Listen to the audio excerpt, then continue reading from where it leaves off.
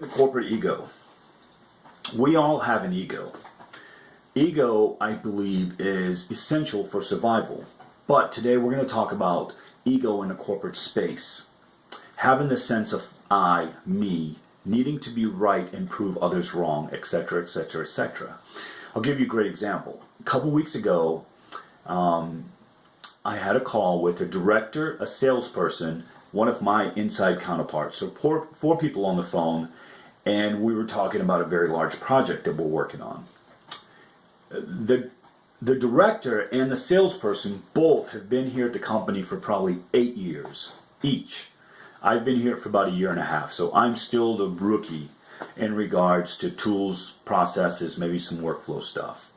However, I say that to frame this out. During the call, salesperson decides to throw myself and my counterpart under the bus because we did not deliver something in a timely manner.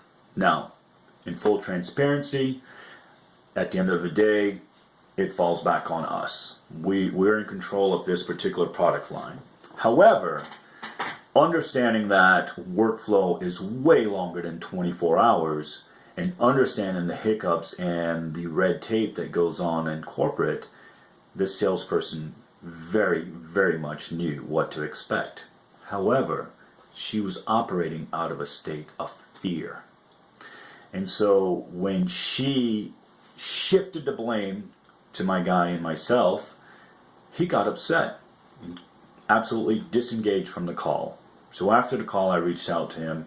He said, "Hey, I'm sorry that I disengaged in the call, but I'm not going to stand for this anymore. I've been busting my hump for a week on this project, and this is what I get." I completely understand that. My view is I understand where she's operating out of. I understand that there are things likely in her life that she's not happy about. I understand that she's operating out of a state of fear. And so think about that for a second. How often are we mindful of others in the corporate space? How often do we take our own need to be significant out of the equation and put the need of or needs of others above us?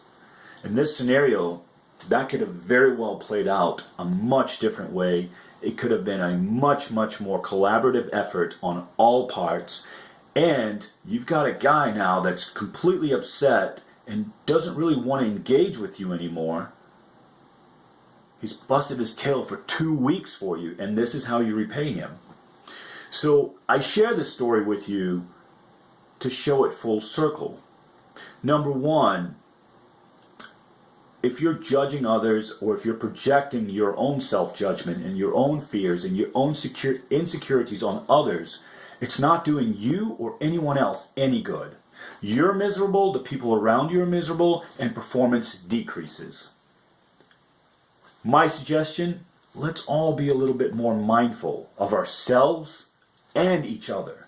I think that's the way that we build culture, that's the way that we execute leadership, and that's the way that we collaborate in the workspace to win. So my challenge to you is, check your corporate ego at the door. And if you recognize it in others, I urge you, if the opportunity arises, step out of your comfort zone and maybe have a discussion with them. Now, I can tell you firsthand that most likely, most of the time, those people are not prepared to hear that conversation. So it's up to you to understand not only yourself, but also to understand a little bit more about others. So a little quick read on psychology probably does you a little good. A little quick read on social behavior and social interaction might do you a little good. Because once you start to understand yourself and others, your interactions become much, much more manageable.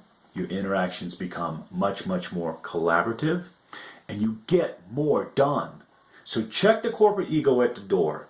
Help your fellow man and woman. We can all win. We can all elevate. The rising tides lift all ships.